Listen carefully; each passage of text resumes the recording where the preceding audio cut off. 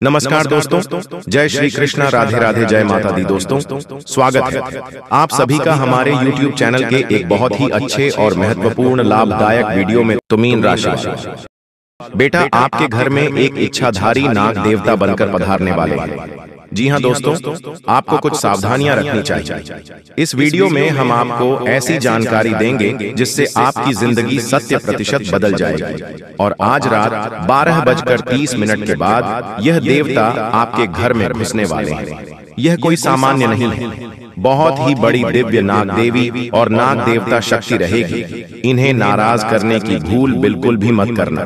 कई बार जाने अनजाने में हम कुछ लोगों को अपमानित करके हमारे घर से भगा देते हैं। हमारे घर में घुसने वाले जीव जंतुओं को भी हम मार देते हैं। आपकी यही एक गलती आपके आने वाले पूरे भविष्य पर भारी पड़ सकती है, क्योंकि यह देवता आपके घर में किसी भी रूप में प्रवेश कर सकते हैं।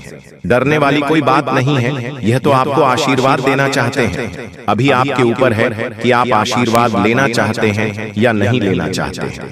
वीडियो बहुत खास है, बिल्कुल भी इस मिस ना करें और शुरू से लेकर अंत तक जरूर देखिएगा, क्योंकि दोस्तों जो ज्ञान हम आपको देने वाले हैं आपके भी रोंगटे खड़े कर देगा। सबसे पहले जो भी महादेव के सच्चे भक्त हैं इस वीडियो को लाइक जरूर करें और कमेंट बॉक्स में जय श्री हरि नारायणन, जय माता लक्ष्मी जरूर लिखेगा और साथ ही साथ श्री साईं नमस्ते जरूर लिखिएगा। अगले 1 महीने के अंदर में असंभव से असंभव कार्य भी पूरा हो जाएगा। अब दोस्तों आपने अतिथि देवो भवः इस कहावत को या फिर इस पंक्ति को, इस स्तुति को तो सुना ही होगा। भारत में अतिथि देवो भवः की परंपराएं जाती है, परंतु फिर भी जब हमारे घर में मेहमान आते हैं तो कुछ लोग उन्हें वह बोझ समझते हैं। मन ही मन यह सोचते हैं कि यहाँ से कब उठेंगे, यह उठे तो हम कुछ खाएं, ये उठे तो हम कुछ खाएं, ये यहाँ से उठे तो कुछ कार्य करे। परंतु अगर कोई देवता आपके घर में मेहमान बनकर घुस गए या वह किसी भी रूप में आ सकते हैं, और यदि आपने उन्हें भगा दिया, नहीं पहचाना और अपमानित कर दिया, तो दोस्तों फिर सोच लीजिए आपकी जिंदगी का क्या हाल होगा। इसीलिए तो कहा गया है अतिथि देवो भव, यानी कि हमारे दर पर आया हुआ अतिथि हमारे लिए देश के समान होता है। और यही देवता अब आपके घर में घुसने वाले हैं, तो अब आपको उन्हें नाराज नहीं करना है। हमें तो हर मेहमान की पूजा करनी है, चाहे वह बहुत बड़े से बड़ा क्यों ना हो और छोटे से छोटा क्यों ना हो। अगर हम उसकी पूजा करेंगे तभी तो ईश्वर हमें आशीर्वाद देंगे। किंतु द्वार पर आए मेहमान पर इतनी मेहमान करें तो मैं इसके दर पर जब जाऊंगा तो कितना कल्याण होगा। अब भगवान भी आपके दर पर किसी भी रूप में आ सकते हैं, इस बात में कोई भी दोहराए नहीं है। इसीलिए दर पर आए मांगने वाले की दर पर आए, चेक की घर पर आए। मेहमान की कभी भी बुराई नहीं करनी है, उनके खिलाफ मन में कभी भी दिवस्त या गलत भावना उत्पन्न नहीं होने देनी है। और हमें इस चीज का ख्याल रखना है कि हमें आगे बढ़ाना है, उनकी सहायता करने के लिए, उनका नमन करने के लिए, क्योंकि यही आपका सूत्रधार साबित होगा। इस बात को आप हमेशा याद रखिएगा। अब बहुत सारे लोग जीव जंतुओं से बहुत डरते हैं। देखिए, हर प्राणी में परमात्मा का वास है। परमात्मा ने सभी को बनाया है, डरने की कोई बात नहीं है। हमें सभी जीव जंतुओं की रक्षा करनी है, परंतु बहुत सारे लोग कीड़े मकोड़े को देखते ही उन्हें मार गिराते हैं। ऐसा करके वो बहुत बड़ा पाप अपने हाथों से कर रहे होते हैं। इस बात का आपको अंदाजा नहीं होता, लेकिन बहुत बड़ा अनर्थ आपके द्वारा हो चुका होता है। यह आपको बिल्कुल भी शोभा नहीं देता है, आपके पाप कर्मों को बढ़ाता है और आपके लिए अपने महत्वपूर्ण कार्य में अटकने पैदा करता है। तो अब अगर आपके घर में कोई देवता आने वाली है तो वह जीव जंतुओं का रूप लेकर भी आ सकते हैं। मान लीजिए वह किसी जंतु का या फिर जीव का रूप लेकर आपके घर में आ रही है और आपने उन्हें बहुत मार करके भगा दिया। यह थोड़ा छोटा कीड़ा मकोड़ा, उसे आपने अपने पैर से कुचल दिया, तो सोचिए आपके द्वारा कितनी बड़ी गलती हो जाएगी। यही तो दोस्तों परीक्षा का समय होता है। मान लीजिए अनजाने में आपसे अगर कोई गलती हो जाती है तो दोस्तों मौका होता था आपके पास में किस्मत को चमकाने का, उस मौके को आप खो देते हैं। तो हमारा आपसे यही आग्रह है कि मात्र 24 घंटे बाकी रह गए हैं। आज रात 12:30 के बाद कभी भी देवता आपके घर में प्रवेश कर सकते हैं।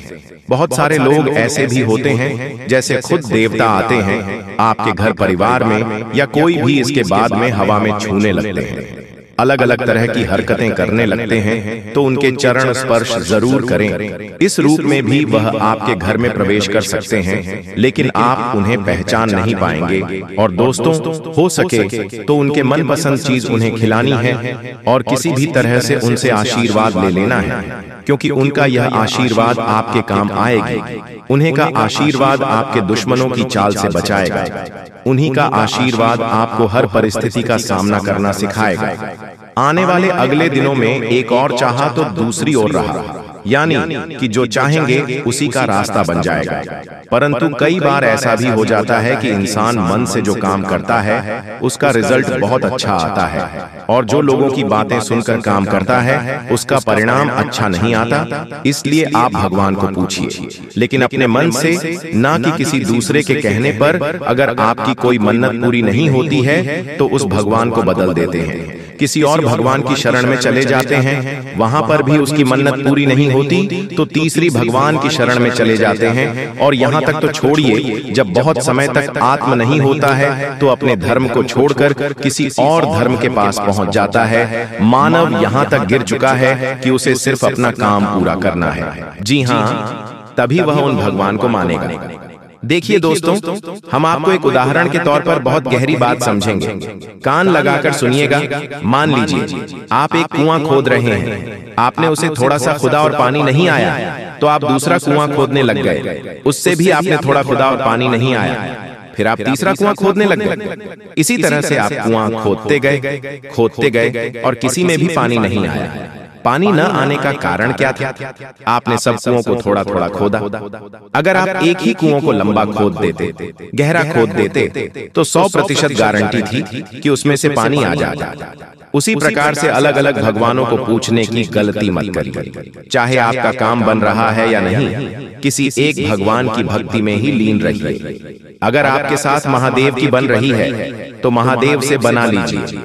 राम जी के साथ आपका कनेक्शन बैठा है तो आप राम जी से बना लीजिए। आप कृष्ण जी को मान लीजिए, आप माता रानी को मान लीजिए, लेकिन भक्ति में बदलाव मत करिए। किसी एक ही भक्ति को अपनाइए। आप सब एक हैं, कोई अलग नहीं है। आपका काम जरूर बनेगा, लेकिन आपको एक ही कुएं को गहरा खोदना होगा, क्योंकि दोस्तों भगवान एक ही है, किंतु उसके रूप अनेकों हैं। जैसे कि दोस्तों हमने आपको बताया कि यह देवता किसी भी रूप में आपके घर में दस्तक दे सकते हैं। अगर सामान्य आंखों से उन्हें आप नहीं देख पाए तो यह दूसरी बात है, लेकिन किसी का रूप देख करके अगर आपके द्वार पर आते हैं तो चाहे कोई भी आ जाए, मांगने वाला ही क्यों ना हो, उसे आदर सत्कार से कुछ देना है, उसका सम्मान करना है, उसे प्यार भरे ही बोल बोलने हैं, उसे कड़वी बातें नहीं करनी है। यह बात आप खास तौर पर ध्यान रखें, क्योंकि अक्सर जब हमारे दर पर कोई मांगने वाला आता है तो हमारा मुंह बन जाता है। हम उसे कुछ देना नहीं चाहते,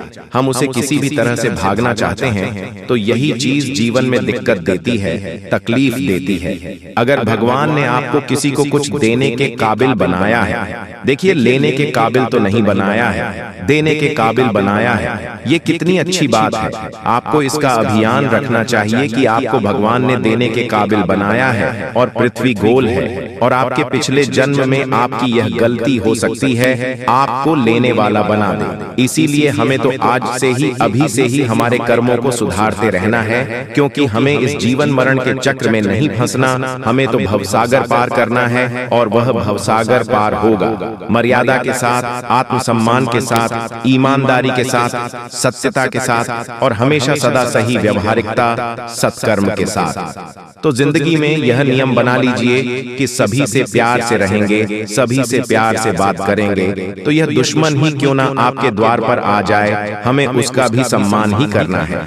तो दोस्तों आशा करते हैं कि वीडियो में दी गई जानकारी आपको बहुत पसंद आई होगी। वीडियो अच्छी लगी हो तो अपने दोस्तों के साथ, मित्रों के साथ और परिवारजनों के साथ इसे साझा करेगा। साथ ही कमेंट बॉक्स में सच्ची श्रद्धा से जय शिव शंकर, ओम नमः शिवाय लिखकर अपनी मनोकामना भी लिख दीजिएगा, ताकि भगवान आपकी सीधे सुनवाई कर सके।